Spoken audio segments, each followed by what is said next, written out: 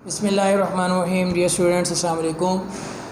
एक और वीडियो के साथ आपकी खिदमत में हाज़िर हूँ। दो लेक्चर्स हमारे फ़िज़िक्स के हो चुके हुए थे, जिसमें हमने डिस्कस की थी सिंपल हार्मोनिक मोशन और उसकी एग्जांपल्स हमने 3 डिस्कस की थी, और कुछ मैंने आपको न्यूमेरिकल्स की जो है वो असाइनमेंट दी थी।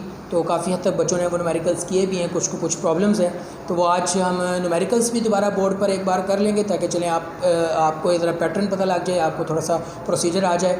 और दूसरा आज का जो एक टॉपिक हमने डिस्कस करना है उसका नाम है damp oscillation. Damp oscillation lecture number 3, article number है हमारा 10.2। अच्छा, अब हमने जो लास्ट लेक्चर में हमने डिस्कस की मोशन ऑफ ऑब्जेक्ट्स जो कि परफॉर्म कर रही थी सिंपल हार्मोनिक मोशन, यानी उनके अंदर क्या था, ऑसिलेशन थी। ऑसिलेशन क्या होती है, किसी फिक्स पॉइंट के दरमियान, किसी मीन पॉइंट के दरमियान किसी भी एक ऑब्जेक्ट का इस तरह करके वाइब्रेट करने को हमने क्या कहा था, ऑसिलेट करना। अच्छा, हमने उसमें ये डिस्कस किया था कि ये जो सिस्टम था वो फ्रिक्शनलेस था। हमने एक आइडियल सिस्टम के लिए बात की थी कि अगर कोई एक ऑब्जेक्ट या मूव करना स्टार्ट करता, ऑसिलेट स्टार्ट करता, तो वो ऑसिलेट करता रहेगा। लेकिन इन फैक्ट जो है वो रियलिटी के अंदर ऐसा नहीं होता। कोई भी ऑब्जेक्ट की मोशन आप देखेंगे, आखिरकार उसको एक ना एक वक्त के बाद आकर क्या होना होता है, स्टॉप होना होता है। और definitely there are many forces, और जिसके अंदर सबसे ज़्यादा जो फोर्स इन्वॉल्व होती है वो फ्रिक्शन की फ़ोर्स भी होती है और डेफिनेटली ग्रेविटी की फ़ोर्स भी होती है। तो डैम्प ऑसिलेशन क्या मतलब, डैम्प का मतलब ये क्या है कि आपके किसी चीज़ को लेस कर देना, वीक कर देना, ब्लंट कर देना इन टर्म ऑफ फोर्स की अगर हम खास तौर पर बात करें, वैसे इसका लफ्ज़ी मानी नम के होते हैं। तो वाइब्रेटरी, अगर आप बुक ओपन करें ज़रा पेज नंबर 6 और उसको थोड़ा सा रीड आउट करता हूँ, फिर मैं आपको उसको एक्सप्लेन करता हूँ, आपको ज़रा जल्दी समझ में आ जाएगा। वो कहता है कि vibratory motion of an ideal system in the absence of any friction. देखें, वही बात की कि आइडियल सिस्टम क्या होता है, जिसमें कोई एक्सटर्नल फोर्स ना हो, कोई और फैक्टर इन्वॉल्व ना होता हो, ऑफ एनी फ्रिक्शन और resistance continue indefinitely under the action of a restoring force. जब तक रिस्टोरिंग फोर्स काम करती रहेगी, जैसे कि हमने स्प्रिंग की बात की, जैसे हमने बॉल एंड बॉल के या हमने पेंडुलम की बात की, जब तक वो फोर्स क्या करती रहेगी, उसके ऊपर रिस्टोरिंग फोर्स एक्ट करती रहेगी, तब तक वो बॉडी क्या करती रहेगी, ऑसिलेट करती रहेगी। लेकिन प्रैक्टिकली वो कहते हैं इन ऑल द सिस्टम ये ऐसा नहीं हो सकता। जो फोर्स ऑफ फ्रिक्शन है वो क्या करता है, रिटार्ड करता है द मोशन को, so the system do not oscillate indefinitely. तो फ्रिक्शन जो कि रिड्यूस करता है, वो क्या करता है, मैकेनिकल एनर्जी उसकी रिड्यूस कर देता है with the time of passage, और ऐसा उसकी मोशन क्या हो जाती है, वो क्या हो जाती है, डैम्प हो जाती है। और अगर हम इसकी एक डायग्राम आप देखें टॉप कॉर्नर पर, अगर आपने देखी होगी, तो वो आप ये देखें कि लेट्स सपोज कि अगर ये एक मीन पॉइंट है और अगर ये एक वेव बन रही है, तो आहिस्ता आहिस्ता आहिस्ता आहिस्ता डैम्प होती होती इसकी जो डैम्पिंग है वो इस तरह करी, यानी कि इसके एम्पलीट्यूड जो आपको नज़र आएगा वो क्या आएगा, एम्पलीट्यूड वो आपके पास आहिस्ता आहिस्ता रिड्यूस होगा। एम्पलीट्यूड हमने क्या पढ़ा था, हमने एम्पलीट्यूड के बारे में पढ़ा था कि मेन पॉइंट से लेकर एक्सट्रीम पॉइंट तक का जो मैक्सिमम डिस्प्लेसमेंट होता है उसको हम क्या कहते हैं, एम्पलीट्यूड कहते हैं। तो वो लिहाजा वो कहता है कि डैम्पिंग जो है वो प्रोग्रेसिवली रिड्यूस कर देता है कि amplitude of the vibration of motion as shown in figure. तो जैसे अब हमने ये डिस्कस किया इसी तरह, ठीक है।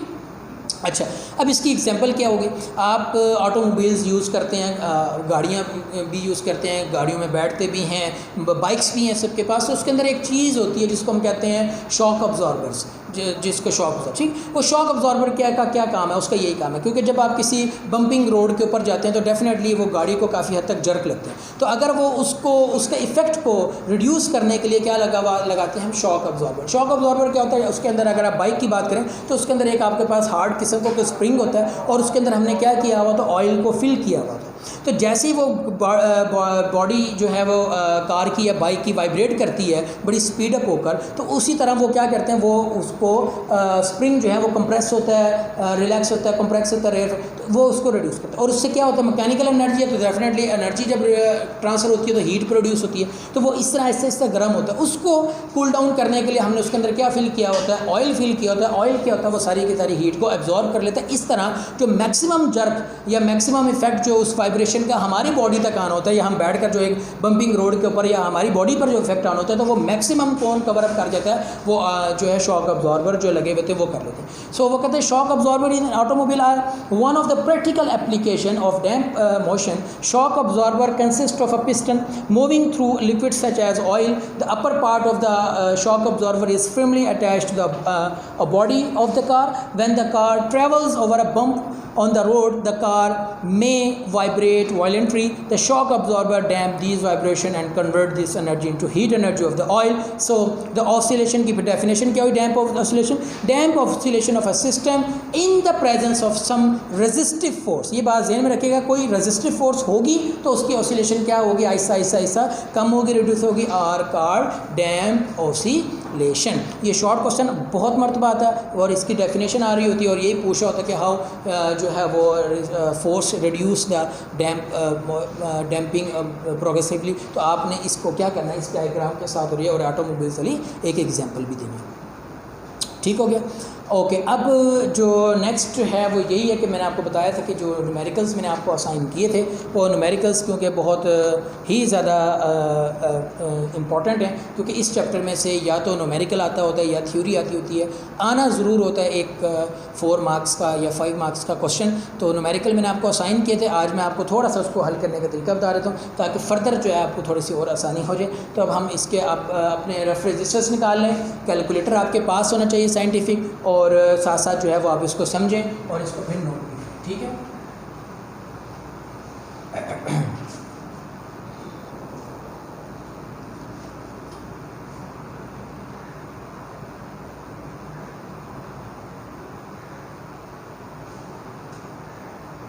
सबसे पहले जो न्यूमेरिकल है वो है 10.1।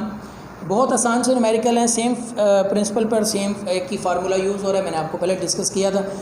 लेकिन फिर कुछ क्यूरीज आ रही थी बच्चों से, कुछ से सॉल्व आउट नहीं हुआ, तो वो क्योंकि फार्मूले को रीअरेंज थोड़ा सा करना होता है, तो चलो मैंने कहा कि आपको एक मरतबा बोर्ड पर थोड़ा सा समझा दें। The time period of a simple pendulum is 2 seconds. What will be its length on the earth and what will be its length on the moon if gravity on moon is equal to gravity on earth by 6। ये मैंने आपको last time भी discuss किया था कि जो चांद के ऊपर ग्रेविटी है वो ज़मीन की निस्बत 6 टाइम्स जो है वो कम होती है।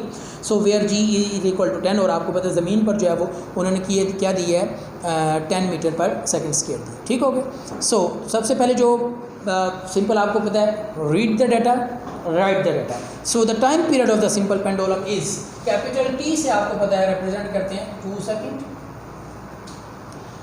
What will be its length on the earth? Length find out करनी है अर्थ पर, लेंथ फाइंड आउट करनी है मून पर। ग्रेविटी ऑन अर्थ दी हुई है कि 10 मीटर पर सेकेंड स्क्वायर, और ग्रेविटी ऑन मून जो दी हुई है वो आपको दी हुई है GE बाय 6। तो GE कितना होता है 10, तो 10 बाई 6 हो जाएगी। ठीक, और फाइंड आउट क्या करना है, लेंथ ऑन मून और लेंथ ऑन अर्थ। ठीक है, स्टार्ट करते हैं। ये डाटा हो गया आपके पास। Solution, we know that T is equal to 2 pi under root L by G. Time period का formula 2 pi under root L over G. Put करें आप इसमें। अच्छा, अब आप ये देखें कि हमें लेंथ चाहिए, तो इस लेंथ को आप उन्हें पहले इस अंडर रूट से क्या करना होगा, सेपरेट करवाना होगा। तो इसके लिए मैंने आपको बताया था कि स्क्वायर करें on both sides and we will get this equation. T square is equal to 4 pi square L by g, square root under root से कैंसिल। अब हमें क्योंकि लेंथ चाहिए तो आप इसको रीअरेंज कर लें। Length is equal to T square multiply by g divided by 4 pi square. Okay, अब क्योंकि एल ई है तो length E is equal to 2 square given है। जी आपके पास क्या हो जाएगा, अर्थ वाली जो कि 10 है, divided by 4 and into 3.14 square. Okay sir, pause कीजिएगा।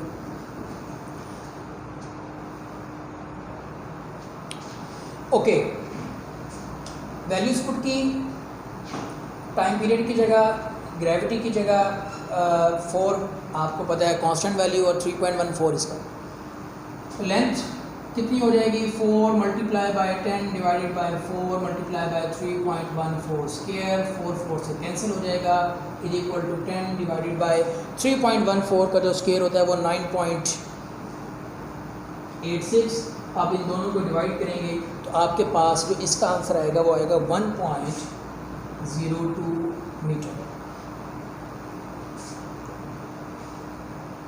बहुत इजी है, बहुत ज़्यादा इजी है। जस्ट आपने स्केयर लिया, स्केयर लेने के बाद लेंथ को फाइंड आउट करना था, रीअरेंज किया फार्मूला को, just putting the value and simple getting the answer. Okay जी। अब क्योंकि जो दूसरा हमें निकालना था वो निकालना था मून के ऊपर, तो हम यहीं से फार्मूला जो है वो रीअरेंज कर देते हैं कि जो लेंथ ऑफ की जगह मून आ जाएगा, यहाँ में स्मॉल m आ जाएगा एंड जो रिमेनिंग वैल्यूज़ हैं वो हम इसमें पुट कर देते हैं और देखते हैं कि हमारे पास क्या आंसर आता है। सिमिलरली लेंथ ऑन मून क्या होगी, 2 स्क्वायर। अब यहाँ पर जो है वो ग्रेविटी ऑफ मून क्या थी, GE/10 यानी कि GE/6 और नीचे जो फार्मूले में ऑलरेडी था वो क्या है, 4 स्क्वायर, यही है। अब आप वैल्यूज पुट कर दें, 4 2 का square 4 multiply by gravity on earth 10, 4 3.14 square multiply by 6, 4 से कैंसिल हो गया, 10 divide by 6, 10 divided by 3.14 square multiply by 6 and you will get the answer is 10 divided by 59.16 and the final answer is 0.17 meter. So इसी तरह एक numerical आएगा जिसमें length of moon पूछी जाएगी, लेंथ ऑन अर्थ पूछी जाएगी, तो आपने इसी तरह रीअरेंज करना है और रीअरेंज करके वैल्यूज़ को पुट करने के बाद सिंपल आपने इसका आंसर ले लेना है। ठीक हो गया, नोट कर लिया आपने, ठीक। Okay, the second numerical is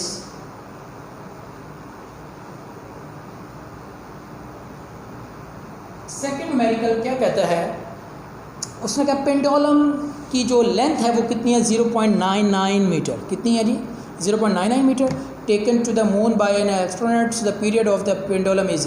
तो टाइम पीरियड कितना हुआ जी, पेंडुलम की जो लेंथ है वो है आपके पास 0.99 मीटर और जो टाइम पीरियड दिया गया है वो कितना है जी, 4.9 second and what will be the value of g on the surface of moon. तो g की वैल्यू जो है वो सिर्फ किस पर निकालनी है, आपने मून पर निकालनी है, m स्टैंड फॉर मून, और अभी हम निकालते हैं इंशाल्लाह। तो सिंपल आपको पता है कि सोल्यूशन में फार्मूला है t is equal to 2 pi under root L/G। और अब आपने क्योंकि g निकालना है तो सिमिलरली आप क्या करेंगे, स्केयर करेंगे बोथ साइड पर ताकि हम g को क्या करवा सकें, अंडर रूट से सेपरेट करवा सकें। g को आप इधर लेकर आएंगे, g is equal to 4 pi square L/T square, 4 pi square L/T square. Just values put करें, 4 3.14 स्क्वायर 0.99 एंड 4.9 स्क्वायर। ऊपर वाले को सॉल्व करेंगे कैलकुलेटर में, वैल्यू पुट करें 39.0456 एंड 24.01, दोनों को डिवाइड करेंगे, आपके पास आंसर आएगा 1.63 मीटर पर सेकेंड स्क्वायर। ग्रेविटी के ये यूनिट होते हैं आपके पास सेकेंड न्यूमेरिकल। अब आपने अच्छी तरह देखा कि लास्ट प्रीवियस न्यूमेरिकल में हमने लेंथ को रीअरेंज किया, इसमें हमारे पास ग्रेविटी रीअरेंज हो गई, तो आपके पास बहुत आसानी से 2 न्यूमेरिकल हो गए। न्यूमेरिकल नंबर जो 3 है वो भी इसी तरह है।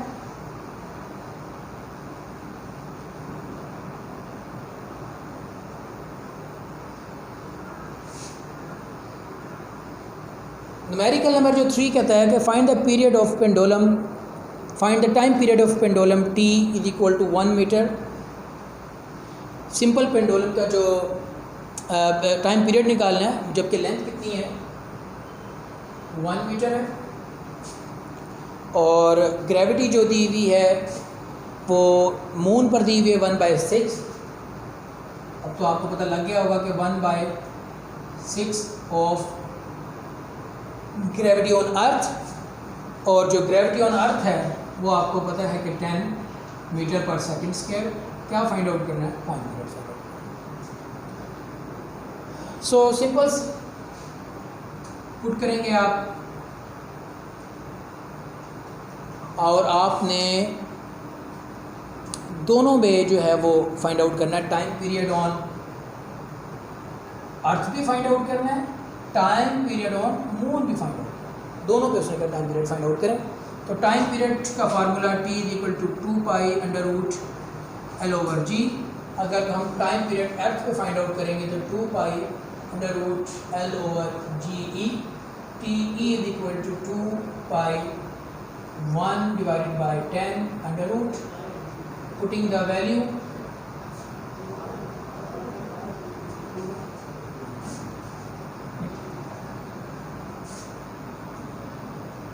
and you will get the answer is 2 second. तो जो टाइम पीरियड आया है अर्थ पर उसकी क्या वैल्यू आई है, उसकी वैल्यू आई है 2 सेकेंड्स। सिमिलरली हमने इन्हीं वैल्यूज़ के साथ टाइम पीरियड इसी को अगर हम पेंडुलम को मून पर ले जाते तो वहाँ जाकर हमें देखना है कि वहाँ पर इसका टाइम पीरियड क्या होगा, और जो कि डेफिनेटली अभी हम फाइंड आउट करते हैं कि क्या सीन है। तो अब आप क्या करेंगे, इसी फार्मूले को रीअरेंज कर लेंगे कि टाइम पीरियड ऑन मून, यहाँ पर भी क्या आ जाएगा m आ जाएगा, बाकी भी हम वैल्यूज पुट करने लगेंगे। तो ये देखते हैं कि हमारे पास क्या रहेगा। तो टाइम पीरियड ऑन मून जो निकलेगा वो 2πL/, अब क्योंकि ग्रेविटी ऑन मून किसके बराबर है 1/6 यानी GE/6, it's also written as GE/6। तो आप लिख सकते हैं GE/6 जो है वो आपको पता है कि डिवीजन के नीचे डिवीजन जो है वो मल्टीप्लाई हो जाती है, तो वो ऊपर चली जाएगी। जस्ट अब पुट करेंगे वैल्यू 2π लेंथ है जी 1 metre, multiply by 6 and divide by 10, 2 multiply by 3.14 and 6/10, इसका स्क्वायर रूट लेंगे, इससे मल्टीप्लाई करेंगे और 2 से मल्टीप्लाई करेंगे and you will get answer 4.9 second. Okay, और इससे जो लास्ट है वो इससे भी ज़्यादा आसान है। 4 न्यूमेरिकल लास्ट जो इस टॉपिक का आज की हमारी असाइनमेंट है वो आप ज़रा देख लें।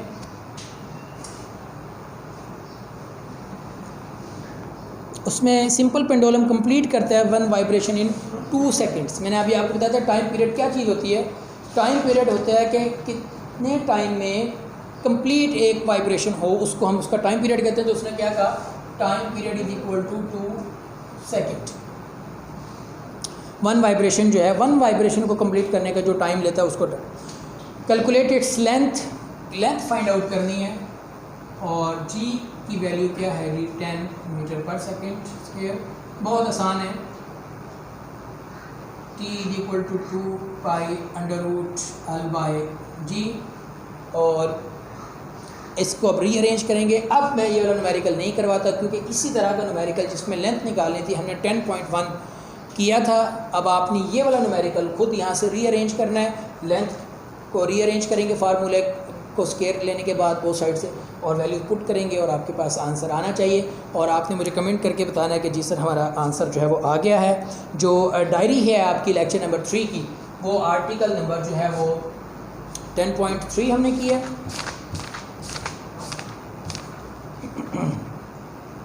10.2, तो 10.2 article plus 10.1 to 10.4 and 10.1 example.